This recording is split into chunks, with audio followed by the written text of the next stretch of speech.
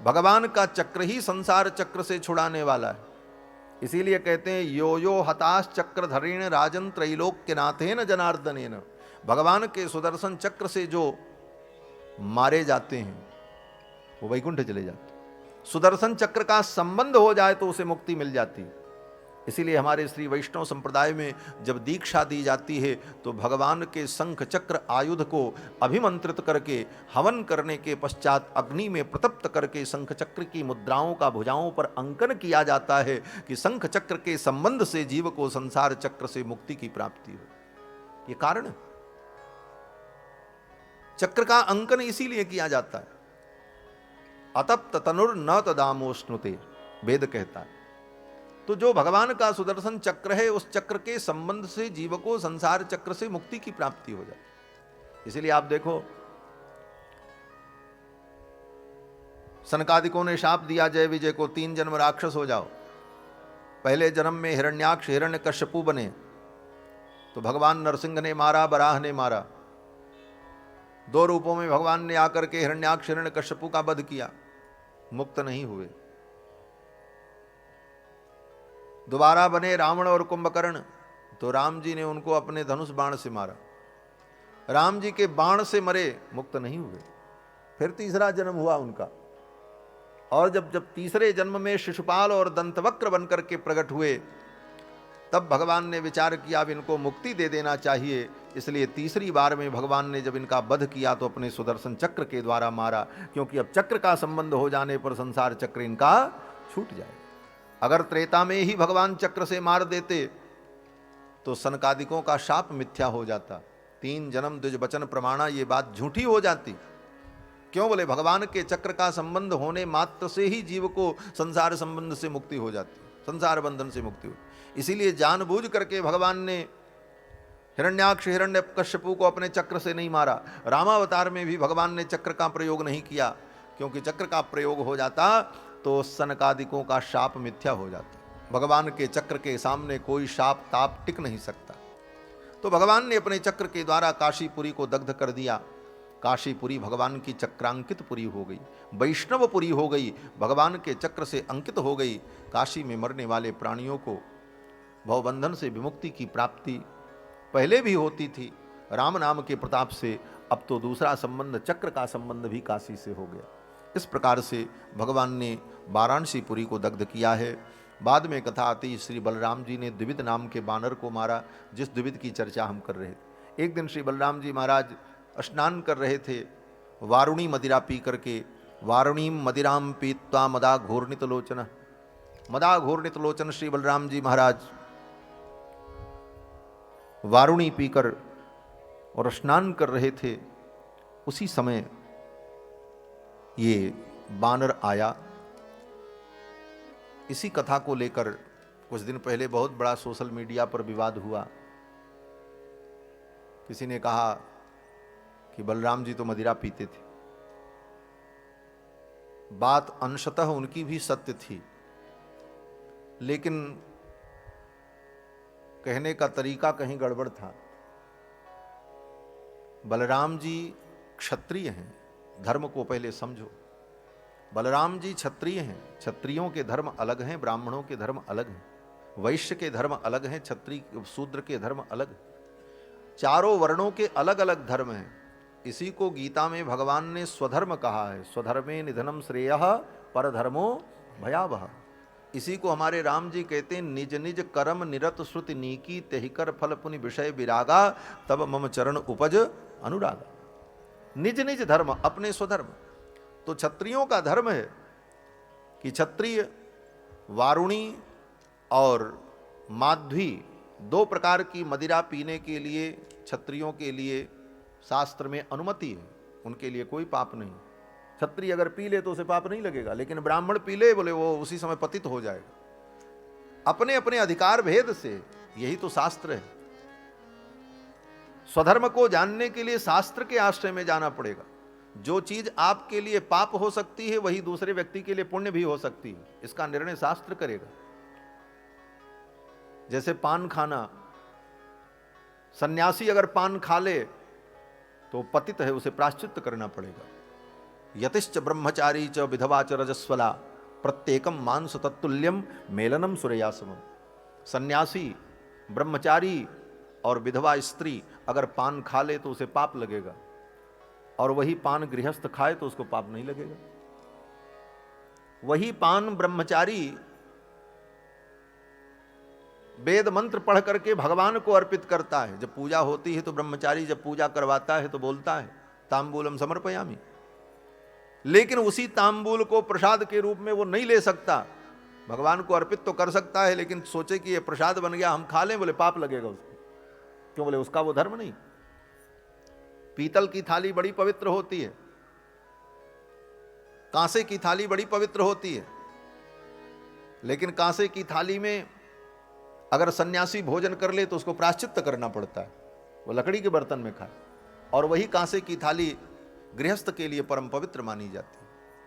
तो किसके लिए क्या धर्म है क्या अधर्म है ये जानना, और ये तब पता चलेगा जब शास्त्र के आलोक में आप विचार करें। सबको एक बराबर देखेंगे, एक दृष्टि से विचार करेंगे तो धर्म का निर्णय नहीं होगा। शराब पीना धर्म भी है और अधर्म भी है। किसके लिए धर्म है, किसके लिए अधर्म है, किस काल में धर्म है, किस काल में अधर्म है, इसका निर्णय शास्त्र करता है। इसीलिए शास्त्र की मीमांसा को पढ़ना पड़ता है। मीमांसा इस विषय का निर्णय करती है, इत कर्तव्यता का, कि कौन सा कर्तव्य कहां पर उचित है कहां अनुचित। गाली देना पाप है, किसी को गाली नहीं देना चाहिए, लेकिन विवाह में दूल्हा आ जाए तो उसको 100 गाली देनी चाहिए। देते कि नहीं देते? वो पुण्य है, वहां पर गाली देना ही पुण्य है, वही धर्म है। ऐसे किसी को गाली दो तो अधर्म है, लेकिन विवाह में गाली दो तो धर्म है। काल, व्यक्ति, परिस्थिति, अवस्था के भेद से वही वस्तु एक जगह धर्म होती है, दूसरी जगह अधर्म होती है। तो सुरापान करना, सुरा के भी अनेक भेद हैं। पयष्टि, माध्वी, गौड़ी, कादंबरी, बारुणी, अलग अलग प्रकार की मदिराएं हैं।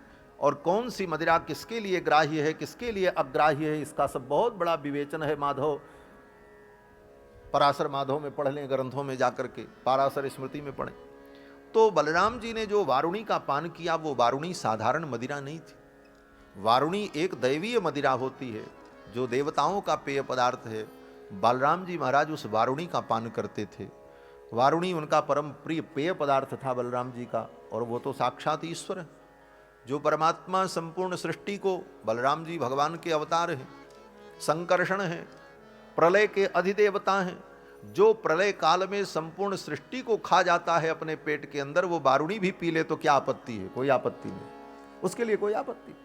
लेकिन उस बात को किस ढंग से प्रस्तुत किया है भगवान ने, और वेद व्यास जी ने, और हमारे शास्त्रकारों ने, ऋषियों ने, मुनियों ने, उसे समझने की आवश्यकता है। बलराम जी महाराज अपना स्नान कर रहे थे, उसी समय ये द्विविद नाम का बांदर आ गया। और द्विविद नाम का बांदर आया, बलराम जी की वारुणी का जो पात्र रखा हुआ था नदी के तट पर, उसको सब इधर उधर करने लगा। वो लेकर के पीने उन्हें भी लगा उसी में से वो द्विविद। बलराम जी को क्रोध आ गया। बलराम जी ने 1-2 बार उसको इशारा किया भगाने का कि भाग जाए, नहीं भागा। बलराम जी को क्रोध आ गया। बलराम जी ने अपना हल मूसल उठाया और अपने हल से फंसा करके द्विविद को खींचा, और मूसल से एक मूसल मारा उसकी खोपड़ी पर, राम नाम सत्य। द्विविद का भगवान बलराम ने कल्याण किया है। इसके बाद कथा आती है, दुर्योधन ने अपनी बेटी लक्ष्मणा का स्वयंवर किया। उस स्वयंवर में भगवान के पुत्र सांब पहुंच गए। ये सांब जो है जाम्बवती के पुत्र हैं, जामवंत जी की जो बेटी थी उनसे जो उत्पन्न है सांब, बड़े सुंदर थे। स्वयंवर सभा में पहुंचे, दुर्योधन की बेटी ने वर्ण कर लिया। दुर्योधन को पता चला, दुर्योधन ने कहा यह विवाह मुझे स्वीकार्य नहीं, कृष्ण के पुत्र के साथ मैं अपनी बेटी का विवाह नहीं कर सकता। दुर्योधन ने कहा हम ये विवाह स्वीकार नहीं करेंगे। भगवान के पुत्र सांब ने कहा कि कन्या ने मेरा वर्ण किया है, मैं इसे ले जाऊंगा। दुर्योधन ने कहा बंदी बना लो इसको। भगवान के पुत्र सांब को दुर्योधन ने बंदी बना लिया। ये बात द्वारिका में पता चली। भगवान कृष्ण ने सोचा क्या करें, बेटे को छुड़ाने जाएं, कैसे जाएं, क्या करें। भगवान जानते हैं कि दुर्योधन बलराम जी का चेला है। बलराम जी ने दुर्योधन को गदा युद्ध सिखाया था। भगवान ने सोचा कि अगर मैं जाकर के युद्ध करता हूं, लड़ता हूं, तो बलराम जी को बुरा लगेगा, इसलिए इस काम को बलराम जी के ऊपर ही छोड़ दिया जाए। और बलराम जी के पास आकर के देवर्षि नारद ने बताया, महाराज आपके भतीजे को बंदी बना करके रखा है आपका चेला, चेले की इतनी हिम्मत हो गई। अरे चेले का मतलब होता है गुरु के चरणों में भक्ति करे, गुरु के पुत्र में, गुरु के परिवार में भी श्रद्धा रखे। और ये कैसा चेला आपका है जो आपके भतीजे को ही बंदी बना लिया, ये तो आपका अपमान है। इस प्रकार की जब बातें हुई तो बलराम जी को क्रोध आ गया। बलराम जी चल पड़े, हल मूसल उठा करके पहुंच गए हस्तिनापुर।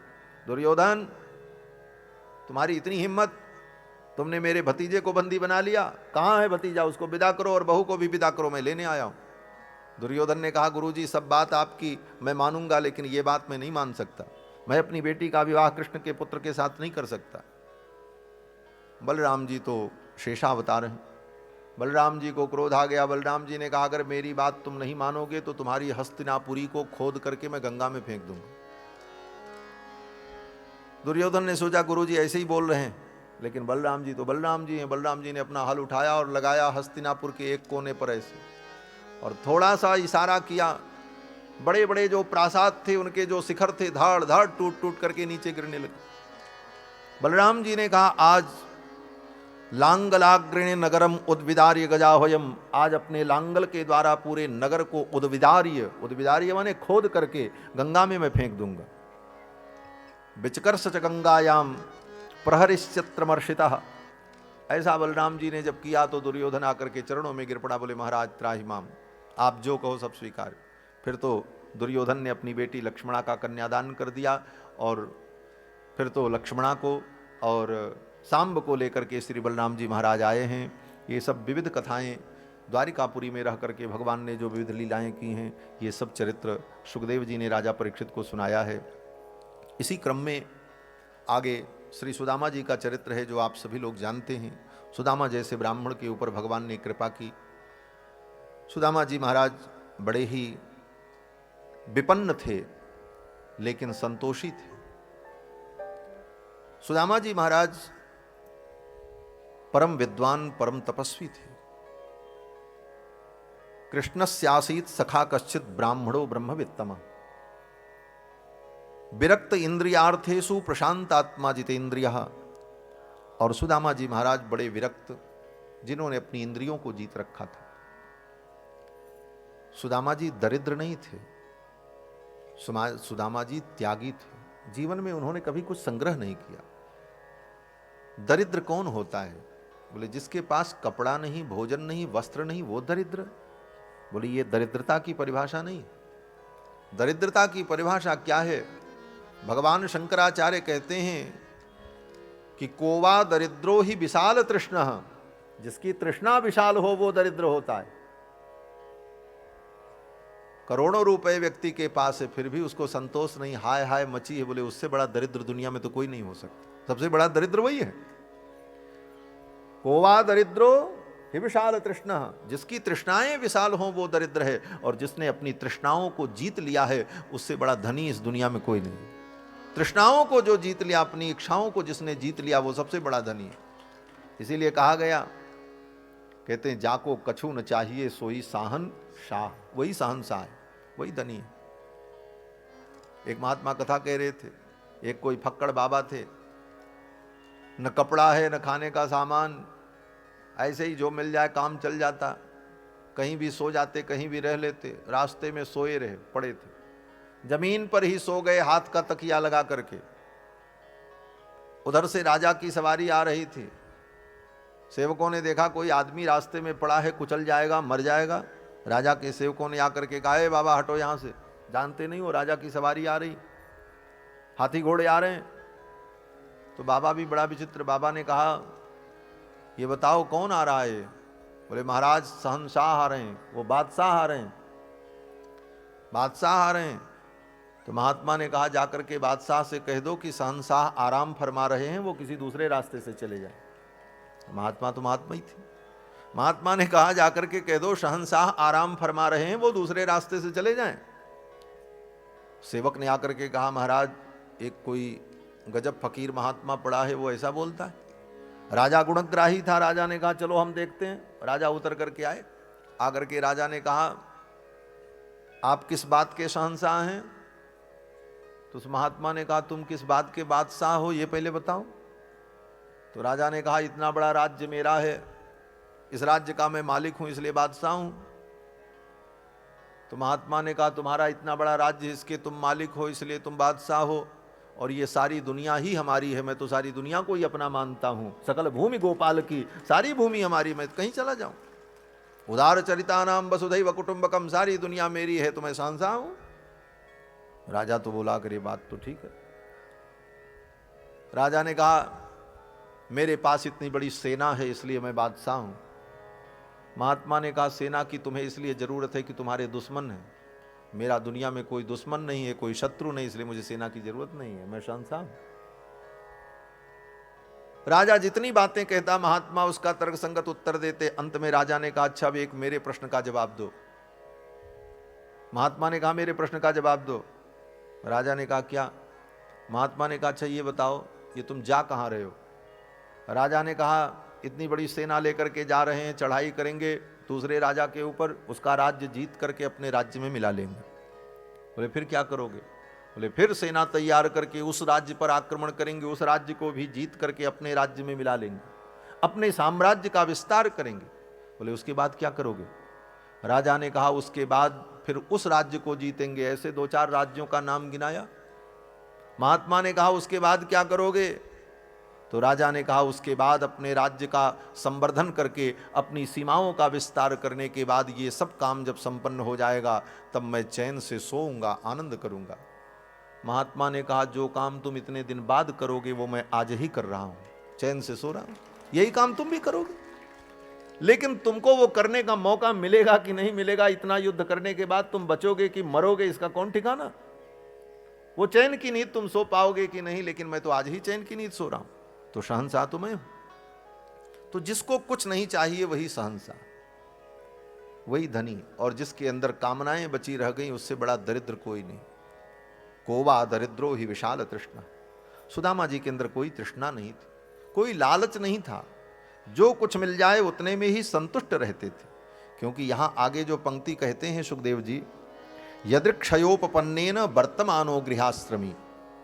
यदृक्षयोपपन्नेन, भगवान की इच्छा से प्रारब्ध से जो मिल जाए उतने में ही संतुष्ट रहते थे सुदामा जी, उनके जीवन में संतोष था। लेकिन बार बार पत्नी के कहने पर सुदामा जी द्वारिकापुरी जाते हैं। 4 मुट्ठी चावल लेकर के सुदामा जी गए हैं भगवान को भेंट करने के लिए और दर्शन करने के। चले तो सुदामा जी इस भाव से चले हैं कि मुझे कृष्ण का दर्शन होगा। अयम ही परमो लाभो उत्तम श्लोक दर्शनम, उत्तम श्लोक कृष्ण का मुझे दर्शन होगा, इस कामना से सुदामा जी चले। भगवान कुछ देंगे ये कामना नहीं थी। जब पहुंचे भगवान ने बड़ा अद्भुत स्वागत किया। अपने पलंग पर ले जाकर के भगवान ने सुदामा जी को बैठाया और स्वयं भगवान ने सुदामा जी के चरणों को धोया, पाद प्रक्षालन किया, पूजन किया। और जब भगवान सुदामा जी का पूजन कर रहे थे, रुक्मिणी जी को अच्छा नहीं लग रहा था। रुक्मिणी जी को लग रहा था कहां से इस गंदे मैले कुचैले ब्राह्मण को, दरिद्र को ला करके मेरे पलंग पर बैठा दिया। किमनेन कृतम पुण्यम अवधूतेन भिक्षुणा, ये रुक्मिणी कह रही हैं कि इस अवधूत ने, इस भिक्षुक ने कौन सा पुण्य किया था कि श्रियाहीनेन लोकेस्मिन, स्त्री से हीन, धन संपत्ति से हीन, योसौ त्रिलोक गुरुणा, और त्रिलोकी के स्वामी कृष्ण साक्षात परमात्मा इनका चरण धो रहे हैं, इनको अपने बिस्तर पर बैठा। इस पुण्यात्मा ने कौन सा पुण्य किया है? रुक्मिणी जी को थोड़ा अटपट लग रहा था, कहां से लाकर के इस गंदे मैले कुचैले व्यक्ति को मेरे बिस्तर पर बैठा दिया, मेरे पलंग पर बैठा दिया। भगवान ने रुक्मिणी जी की ओर एक बार देखा और देख करके इशारे में भगवान ने बहुत कुछ कह दिया। भगवान ने कहा रुक्मिणी, आज तू द्वारिका की पटरानी है तो तुझे गर्व है कि मैं द्वारिका की पटरानी हूं, और तू वो दिन भूल गई कि एक ब्राह्मण ही तेरा पत्र लेकर के मेरे पास आया था। अगर तेरे भाई को पता चल जाता तो उस ब्राह्मण के टुकड़े टुकड़े हो जाते, लेकिन उस ब्राह्मण ने अपने जान की बाजी लगा करके तेरा पत्र मुझ तक पहुंचाया, तब आज तू द्वारिका की पटरानी है, नहीं तो नौकरानी भी नहीं हो सकती। और आज मैं एक ब्राह्मण का समादर कर रहा हूं तो तुम्हें बुरा लग रहा है, रानी होने का गर्व है। ये सब बातें भगवान ने केवल इशारे में कह दी। इसीलिए कहते हैं इशारों को अगर समझो तो राज को राज रहे। इशारे में ही भगवान ने सब कुछ कह दिया। रुक्मिणी समझ गई और तुरंत उनके भाव बदल गए और रुक्मिणी जी स्वयं दौड़ दौड़ करके एक एक वस्तु ला करके देने लगी सेवा में, पूजा में। और फिर भगवान ने सुदामा जी का अद्भुत स्वागत सत्कार किया है। 4 मुट्ठी चावल लेकर के सुदामा जी आए थे। भगवान ने उन चावलों को लिया, एक मुट्ठी लेकर के भगवान ने खाया। इति मुष्टिम सकृत जग्ध्वा द्वितीयाम जग्धुमादधे। दूसरी मुट्ठी खाने चले, तब तक रुक्मिणी जी ने भगवान का हाथ पकड़ लिया। लोग कहते हैं सुदामा जी ने एक मुट्ठी खाई, वो सुदामा जी के चावल को भगवान ने एक मुट्ठी खाई, 1 लोक दे दिया सुदामा जी को। दूसरी मुट्ठी भगवान ने खाई, सुदामा जी को 2 लोक दे दिया। तीसरी मुट्ठी खाने चले भगवान तब रुक्मिणी जी ने हाथ पकड़ा। और क्यों पकड़ा? बोले रुक्मिणी जी ने इसलिए हाथ पकड़ा कि कहीं तीसरी मुट्ठी भगवान ने खा लिया तो तीनों लोक सुदामा को दे देंगे। लेकिन ऐसा नहीं है। यहां भागवत जी में यही लिखते हैं कि इति मुष्टिम सकृत जग्ध्वा, एक मुट्ठी भगवान ने खाई। द्वितीयाम जग्धुमादधे, दूसरी मुट्ठी भगवान खाने चले। तावत श्री जगृहे हस्तम, तब तक श्री जी ने, रुक्मिणी जी ने भगवान का हाथ पकड़ लिया। दूसरी मुट्ठी खाते समय पकड़ा। क्यों? लक्ष्मी जी कहती हैं श्री जी, एतावतालम विश्वात्मन सर्व संपत समृद्धये। एक मुट्ठी चावल आपने जो खाया, इसके बदले में सुदामा जी को त्रिलोक का साम्राज्य देना ही पर्याप्त है। एतावतालम, इतना ही पर्याप्त है। विश्वात्मन सर्व संपत समृद्धये, समस्त संपत्तियों को प्रदान करने के लिए एक मुट्ठी ही ग्रहण करना पर्याप्त है। इससे ज्यादा आपको ग्रहण करने की जरूरत नहीं। और कुछ तो हमारे आप के लिए भी तो छोड़ दो। मानो रुक्मिणी जी ये कहना चाहती थी कि ब्राह्मण के घर से आए हुए इस प्रसाद को एक मुट्ठी तो आपने खा लिया, आपके पीछे 16,108 रानियां हैं, तो इतना तो आप छोड़ दो, कम से कम एक एक कण हम सब लोगों को मिल जाए। इस प्रकार रुक्मिणी जी ने जब कहा तो भगवान ने छोड़ दिया। बचे हुए उस तंडुल को लेकर रुक्मिणी जी ने समस्त कृष्ण पत्नियों को एक एक कण प्रदान किया है। सब ने उसे प्रसाद रूप में ग्रहण किया। इस प्रकार सुदामा जी के ऊपर भगवान ने कृपा की और सुदामा जी द्वारिका में रहे। और द्वारिका से जब विदा होते हैं सुदामा जी, तो जाते समय भगवान ने सुदामा जी को एक फूटी कौड़ी भी नहीं दी। हाँ, भागवत पढ़ लेना, एक फूटी कौड़ी सुदामा जी को भगवान ने अपने हाथों से नहीं दिया। जैसे सुदामा जी आए थे उसी प्रकार सुदामा जी को भगवान ने विदा कर दिया। बोलो श्री सीता रामचंद्र भगवान की जय। जय श्री राधे श्याम। रामानुज कोट के पूज्य श्री स्वामी जी महाराज पधार रहे हैं। 2 बार भगवान नाम संकीर्तन कर लें, फिर आगे की चर्चा करते हैं। जय जय राधा रमणी गिरधारी, गिरधारी श्याम बनवारी। जय जय राधा रमणी गिरधारी, गिरधारी श्याम बनवारी। जय जय राधा रमणी गिरधारी, गिरधारी श्याम बनवारी। जय जय राधा रमण गिरधारी, गिरधारी श्याम बनवारी। गिरधारी श्याम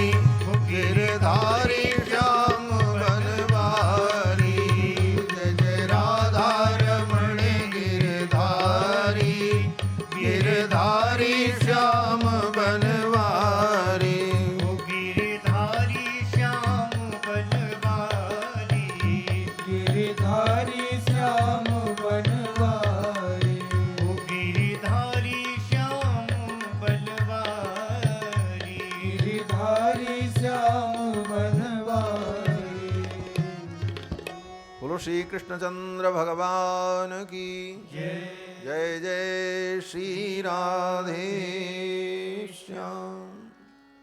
भगवान ने सुदामा जी के ऊपर कृपा की। सुदामा जी जैसे आए थे वैसे ही विदा कर दिया। एक फूटी कौड़ी भी अपने हाथ से उठा करके भगवान ने सुदामा जी को नहीं दिया। जो फटी धोती पहन करके आए थे वैसे ही विदा किया है सुदामा जी। हाँ। क्यों? बोले मेरे मित्र सुदामा को संकोच न हो, कहीं इस बात का संकोच न हो मेरे मित्र को कि मैं गरीब हूं, मैं दरिद्र हूं और मेरे मित्र धनी हैं, इन्होंने मुझको दिया तब मुझे मिला, कहीं ऐसे भाव उत्पन्न न हो। इसलिए भगवान ने सुदामा जी को अपने हाथ से कुछ नहीं दिया। सम्मान दिया, आदर दिया, प्रेम दिया, आत्मीयता दी, लेकिन कोई वस्तु नहीं दी। सुदामा जी जब चले, महल से निकल करके जब बाहर चले तो बार बार स्मरण करने लगे कृष्ण का स्वभाव कितना अद्भुत, कितना सम्मान किया उन्होंने मेरा, मुझे हृदय से लगाया, कितनी आत्मीयता है उनके अंदर।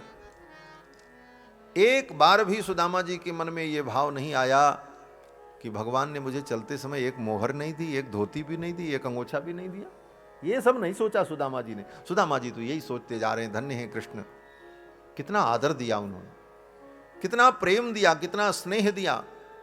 और वास्तव में आदर, प्रेम, सम्मान और आत्मीयता से बढ़ करके दुनिया में कोई वस्तु नहीं होती, उससे बड़ी कोई वस्तु नहीं हो सकती। सुदामा जी तो प्रसन्न आनंदित होकर के चल पड़े। इस यात्रा का परम लाभ मेरी ब्राह्मणी ने बार बार मुझे कह करके प्रेरित किया, अगर मैं ना आता तो कृष्ण को कैसे कृष्ण का दर्शन मुझे कैसे मिलता।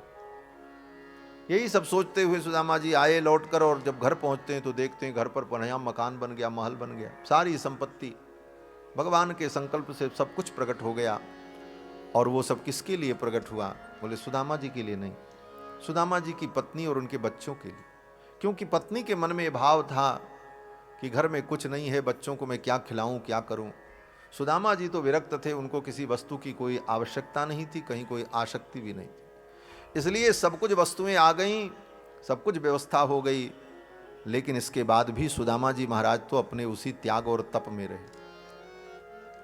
सारी वस्तुएं हैं, महल, अटारी, धन संपत्ति, वैभव, लेकिन सुदामा जी का त्यागमय जीवन यथावत बना रहा। उसी त्यागमय जीवन में वो जिए और अपने जीवन में ब्राह्मण धर्म का पालन करते हुए अपने त्याग और तप में ही बने रहे। यही वास्तविक त्याग है। कुछ नहीं है हमारे पास तब तक हम त्यागी बने रहें, और जिस दिन सब कुछ आ जाए उस दिन से फिर आनंद लेने लगे, बोले ये त्याग नहीं, ये तो मजबूरी का त्याग था। त्याग तो तब है जब सब कुछ विद्यमान हो फिर भी हम उसका उपभोग न करके त्याग करें, ये त्याग। सुदामा जी का यही त्याग था। पहले भी वही स्वरूप था और सब कुछ पाने के बाद भी सुदामा जी उसी प्रकार जीवन जीते रहे, त्याग पूर्वक, जैसे पहले जीवन था। ये सब कथा सुखदेव जी ने राजा परीक्षित को सुनाई। आगे नौ योगेश्वर संवाद, उद्धव जी को भगवान ने उपदेश किया है। इन सारे संवादों में और उद्धव जी को भगवान ने जो उपदेश किया है, उस उपदेश में भी वही बातें हैं जो 7 दिन की कथा में हम आप लोगों ने सुना। ज्ञान क्या है, भक्ति क्या है, भगवान की भक्ति का महत्व क्या है, मुक्ति किसे कहते हैं, जीव का स्वरूप क्या है, वेदों का स्वरूप क्या है। इन्हीं सारे विषयों को प्रकारांतर से भगवान ने उद्धव जी को समझाया। और भक्ति का जो सिद्धांत है, कथा की महिमा, भगवान की शरणागति की महिमा, भगवत भक्ति की महिमा और महापुरुषों की महिमा, संत जनों की महिमा, इन्हीं सब बातों को नव योगेश्वर संवाद में भी योगेश्वरों ने श्रवण कराया है। इसलिए अलग से उन सारे विषयों का विस्तार करने का समय भी नहीं है। इन सब चीज़ों को सुनाया सुखदेव जी ने। अंत में श्री सुखदेव जी महाराज ने राजा परीक्षित से कहा, राजन त्वं तु राजन मरिष्येति पशु बुद्धि मिमाम जहि। हे राजन, तुम अगर ये सोच रहे हो कि तुम मरोगे, अगर तुम्हारे मन में ये चिंतन चल रहा हो कि मैं मरूंगा, तो ये चिंतन, ये बुद्धि जो तुम्हारी है, ये पशु बुद्धि है। इस पशु बुद्धि का तुम त्याग करो। त्वं तु राजन मरिष्येति पशु बुद्धि मिमाम जहि। इस पशु बुद्धि का त्याग कर दो, क्योंकि इस मरता शरीर है, आत्मा नहीं मरती। आत्मा तो अजर अमर है। और गीता में भगवान ने कहा है, नैनम चिंदन्ति शस्त्राणि नैनम दहति पावक न चैनम क्लेदयन्त्यापो न शोषयति मारुत। सुखदेव जी ने कहा, राजन तुम आत्मरूप हो, अपने आत्मा का स्मरण करो, अपने स्वरूप का स्मरण करो। सुखदेव जी के वचनों को सुनकर के राजा परीक्षित प्रसन्न हो गए।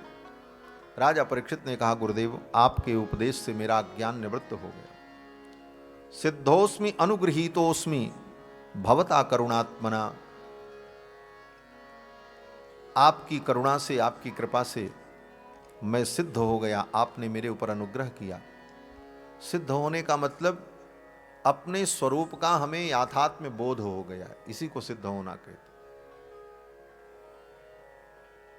आपकी कृपा से मुझे स्वरूप का बोध हो गया। श्रावितो यच्च मे साक्षाद अनादि निधनो हरि।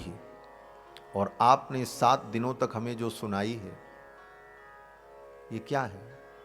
कथा। बड़ी अद्भुत बात कह रहे हैं महाराज परीक्षित। और 7 दिन तक कथा में कई बार प्रवचन में हमने कहा है इस बात को, मन संचालक भी कहते हैं, और यही अनुभव भी करना चाहिए।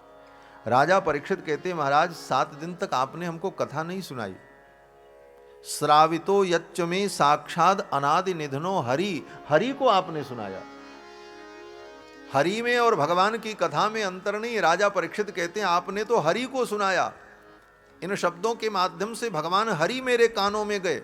7 दिनों तक मैं हरि को ही सुनता रहा, कथा सुनता रहा, ऐसा नहीं कहा, हरि को सुनता।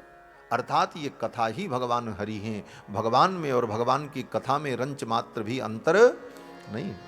रामस्य नाम रूपम च लीलाधाम परात्परम एतत् चतुष्टयम नित्यम सच्चिदानंद विग्रहम। भगवान की कथा भी भगवान का ही स्वरूप है।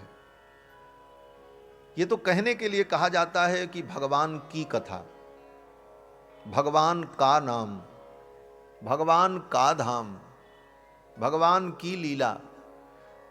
लेकिन ये का की के जो संबंध सूचक हैं, ये केवल व्यवहार के लिए हैं। यथार्थ में भगवान की लीला, भगवान का नाम, भगवान का धाम, ये सब भगवान ही हैं। बोले कैसे? बोले जैसे समुद्र के तट पर कोई खड़ा हो तो कोई व्यक्ति कहे ये समुद्र, दूसरा व्यक्ति कहे समुद्र का पानी, तीसरा कहे समुद्र की लहर। तो समुद्र की लहर, समुद्र का पानी और समुद्र 3 अलग वस्तु थोड़ी है, एक ही वस्तु है। जो समुद्र का पानी, पानी ही तो समुद्र है। और समुद्र की लहर, बोले लहर कोई अलग वस्तु थोड़ी, समुद्र ही तो है। और समुद्र तो समुद्र है। तो कहने का प्रकार जैसे समुद्र में समुद्र की लहर, समुद्र का पानी, समुद्र का रंग, ये सब कह करके हम व्यवहार करें, लेकिन तत्वतः वो समुद्र ही है। उसी प्रकार भगवान की कथा, भगवान का नाम, भगवान का रूप, भगवान की लीला, भगवान का धाम, वो सब भगवान ही है। ये कथा भी भगवान। राजा परीक्षित कहते हैं, श्रावितो यच्च में साक्षात अनादि निधनो हरि। और आपके उपदेश से मेरा ज्ञान निवृत्त हो गया, अब मुझे कोई चिंता नहीं। सुखदेव जी उठ करके खड़े हो गए। राजा परीक्षित ने उनके चरणों में पुष्पांजलि अर्पित की, यथालब्धोपचार पूजन किया और पूजन करके प्रणाम किया। सुखदेव जी उठे और चल पड़े। जैसे आए थे उसी प्रकार सुखदेव जी चले गए। जगाम भिक्षुभिः साकम, उन सन्यासियों के, भिक्षुकों के साथ नरदेवेन पूजितः, महाराज परीक्षित के द्वारा पूजित होकर सुखदेव भगवान विदा हो गए, चले। सुखदेव जी के चले जाने के बाद महाराज परीक्षित बैठे, भगवान का स्मरण कर रहे थे। तब तक तक्षक नाग आया। तक्षक नाग के मुख का स्पर्श होते ही महाराज परीक्षित का शरीर भस्म की ढेरी बन गया। जब तक तक्षक उनके शरीर में मुख लगाता, उसके पहले ही प्राण का, आत्मा का उत्क्रमण हो गया। ब्रह्मरंध्र का भेदन करके महाराज परीक्षित की आत्मा का उत्क्रमण हुआ। इधर आत्मा का उत्क्रमण हुआ तो आत्मा के उत्क्रमण के बाद शरीर का भी अंतिम संस्कार करने की आवश्यकता होती है। और वहां अंतिम संस्कार करने के लिए कोई उपस्थित नहीं था मानो, इसलिए तक्षक नाग ही राजा परीक्षित के शरीर का मानो अंतिम संस्कार करने के लिए आ गए। और तक्षक नाग ने ज्यों ही मुंह लगाया, तक्षक की विषद ज्वाला से महाराज परीक्षित का शरीर भस्म की ढेरी बन गया। गंगा जी प्रवाहित हो रही थी, गंगा की एक लहर आई और संपूर्ण राख को लेकर के चली गई। उनकी राख को, उनके फूल को, उनकी अस्थियों को गंगा में विसर्जित करने की भी आवश्यकता नहीं पड़ी।